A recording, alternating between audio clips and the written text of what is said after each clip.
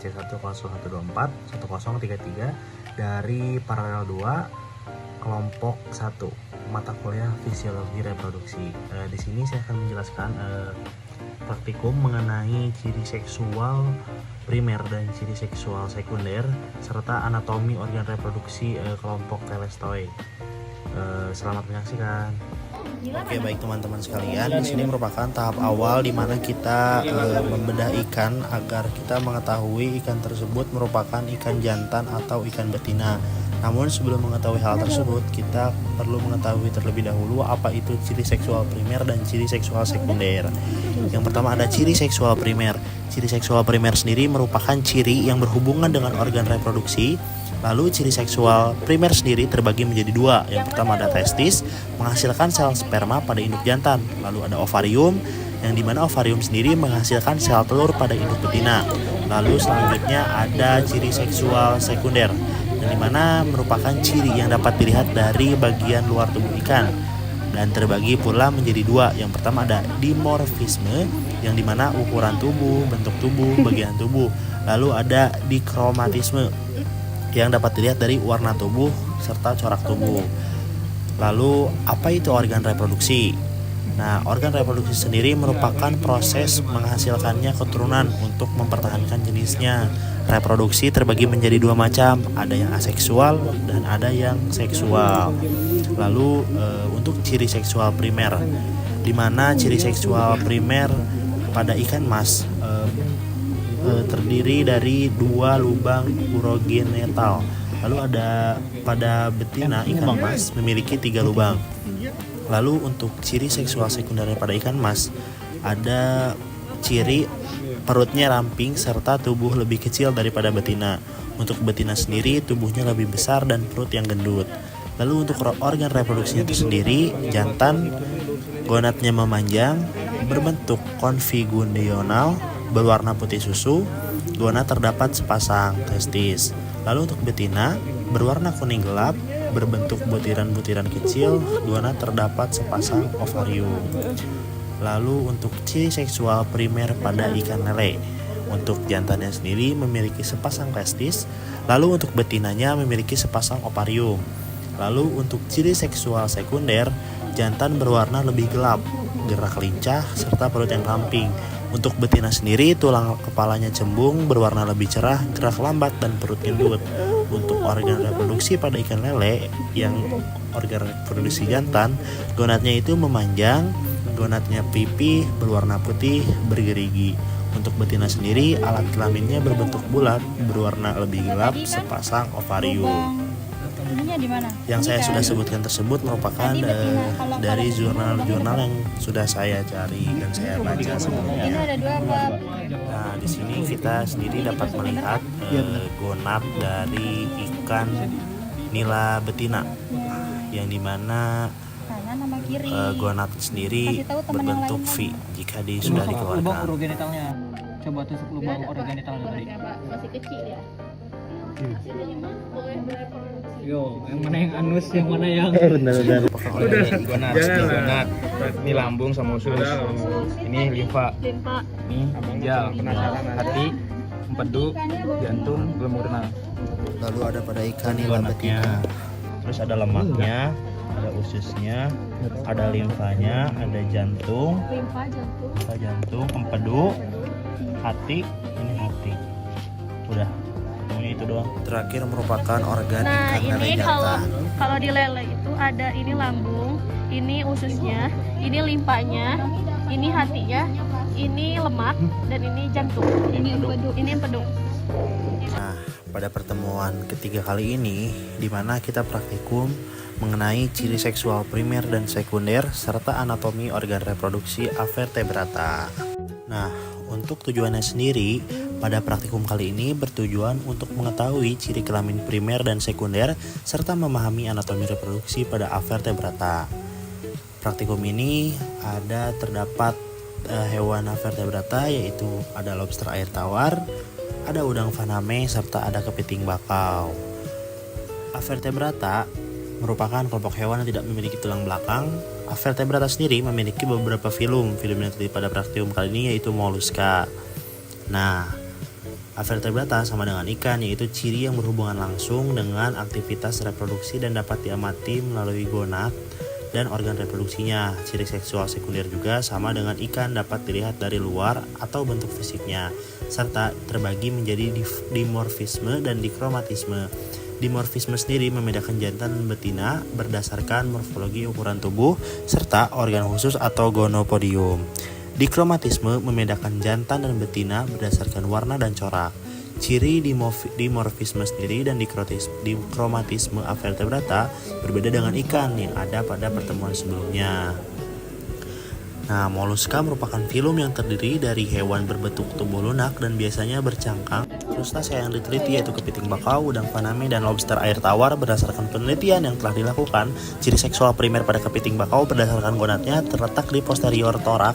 Ciri seksual sekundernya berupa perbedaan bentuk abdomen. Kepiting jantan memiliki abdomen berbentuk segitiga.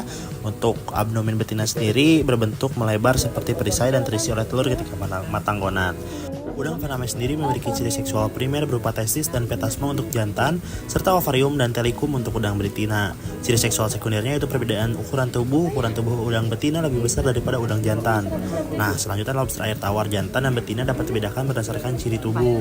Ciri tubuh lobster jantan memiliki tubuh dan capit lebih besar dan perut sempit daripada lobster betina. Nah, pada praktikum kali ini kami akan membahas tentang perkembangan gonad dan gambaran histologis atau selular organ reproduksi ikan. Gonad sendiri merupakan organ reproduksi pada ikan yang dibedakan menjadi dua jenis. Yang pertama, pada jantan ada testis, yang kedua pada betina ada ovarium. Lalu ada TKG. TKG merupakan tingkat kematangan gonad yang dimana kondisi sebelum atau sudah memijah. Yang tertera pada video merupakan salah satu TKG pada ikan lele betina, yang dimana TKG-nya sendiri berada pada TKG 2 yang masih melakukan perkembangan pada gonadnya dan belum membesar. Lalu selanjutnya ada gonad pada ikan lele jantan, yang dimana gonadnya sendiri masih selaput putih, yang dimana kondisi tersebut merupakan berada pada posisi TKG 1 atau tahap awal. Gonad sendiri berkembang melalui beberapa faktor. Yang pertama ada faktor lingkungan, faktor musim, faktor siklus, dan faktor umur. Selanjutnya ada gonad pada ikan emas, di mana di sini terdapat gonad dari ikan betina serta ikan jantan. Yang tertera pada video, kelompok kami menyimpulkan bahwa ikan betina emas memiliki gonad pada posisi TKG 3, lalu untuk ikan emas jantan berada pada posisi TKG 4. Lalu selanjutnya di pos berikutnya, kelompok kami melakukan metode kanulasi dengan kateter, yang dimana caranya kami menghisap telur ikan oleh alat kateter. Setelah kita memasukkan dan kita menghisap, kita akan mendapatkan telur yang keluar. Lalu kita akan mengecek, dan hasil cek kelompok kami memperlihatkan bahwa telur tersebut memiliki warna yang seragam, yang dimana warna seragam pada telur ikan lele bisa dikatakan pada posisi TKG 4. Nah, pada praktikum pertama kita dijelaskan mengenai alat USG untuk dapat melihat gonad ikan. Nah, di sini kita diperlihatkan tata cara yang baik dan benar. Pertama, diberi gel di alat USG dan di tubuh ikan lelenya. Lalu kita bisa mengecek secara langsung, secara real time, gonad yang ada di dalam tubuh ikan tersebut. Nah, di sini kita sedang demonstrasi kelompok 1 dan 2 melihat gonad yang ada di dalam tubuh ikan lelenya. GSI digunakan sebagai indikator relatif dari perkembangan gonad dan potensi reproduksi ikan. GSI pada ikan lele yang sama tidak pasti menentukan bahwa parameter reproduksi lainnya seperti fekunditas, tingkat fertilisasi, dan tingkat penetesan dapat berbeda.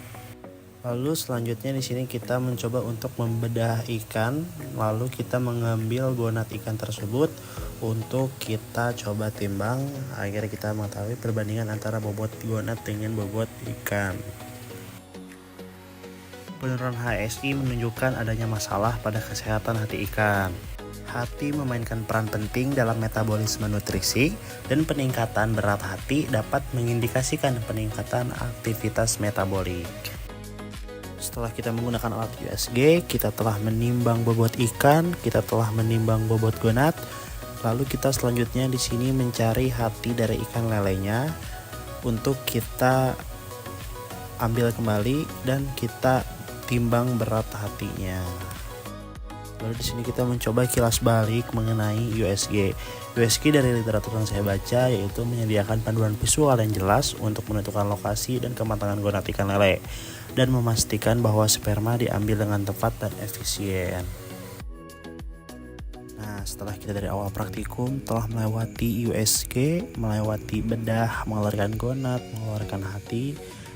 Langkah terakhir di sini kita mencoba untuk menjahit ulang tubuh ikan lele tersebut. Setelah kita menyelesaikan praktikum, kita mendapatkan hasil data dari ikan lele. Yang pertama ada bobot ikan lele sebesar 319,4 gram. Lalu ada panjang ikannya 36,5 cm. Lalu untuk bobot gonatnya sendiri 29,3 gram. Untuk bobot hatinya sendiri 3,061 gram. Nah, pada pertemuan kali ini kita akan praktikum diameter telur dan fekunditas ikan. Sebelumnya, apa itu diameter telur? Diameter telur adalah garis tengah atau ukuran panjang dari suatu telur yang diukur dengan mikrometer berskala yang sudah ditera. Lalu, pengukuran diameter telur pada ikan dilakukan pada tingkat kematangan gonat 3, 4, dan 5. Diameter telur ikan bervariasi antara spesies maupun individu dalam spesies. Pengukuran sendiri menggunakan mikroskop binokuler dan mikrometer okuler ketelitian 0,1 mm. Lalu selanjutnya ada fekunditas. Nah, fekunditas diasumsikan sebagai jumlah telur yang terdapat dalam ovarium ikan yang telah mencapai TKG 4. Nah, ada pula metode perhitungan jumlah telur. Ada metode jumlah, metode gravimetrik, metode volumetrik, dan metode von Bayer.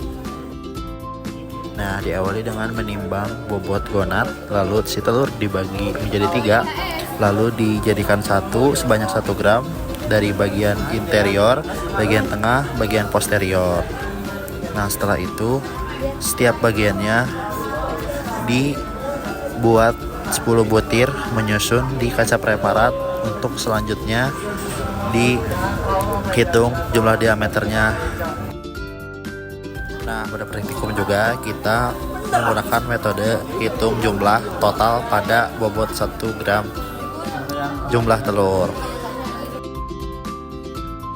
Nah, selanjutnya di sini kita menghitung diameter dan melihatnya di televisi dan dihitung dengan mouse berapa panjang dari diameter satu telur. Semuanya dicek satu persatu. Nah, setelah kita melaksanakan seluruh prosedur, pada akhir praktikum kita menghitung persebaran frekuensi dan telur yang sudah kita amati di mikroskop. Lalu kita menghitungnya dengan rumus. Mungkin kesimpulan yang bisa diambil dari praktikum ini yaitu diameter telur dan fekunditas memiliki korelasi yang saling berkaitan erat. Semakin besar diameter telur ikan, maka akan semakin sedikit fekunditas. Sebaliknya, jika diameter telur kecil, maka fekunditas semakin besar. Oke, baik teman-teman sekalian, mungkin sekian hasil dari rangkuman video dari praktikum pertemuan kedua hingga pertemuan ke-6. Semoga dari praktikum pertemuan kedua hingga ke-6 banyak pelajaran yang dapat kita ambil mengenai fisiologi dan reproduksi organisme akuatik untuk budidaya kedepannya. Sekian yang bisa saya tampilkan. Atas kurangnya mohon maaf. Terima kasih sudah menonton. Wassalamualaikum warahmatullahi wabarakatuh.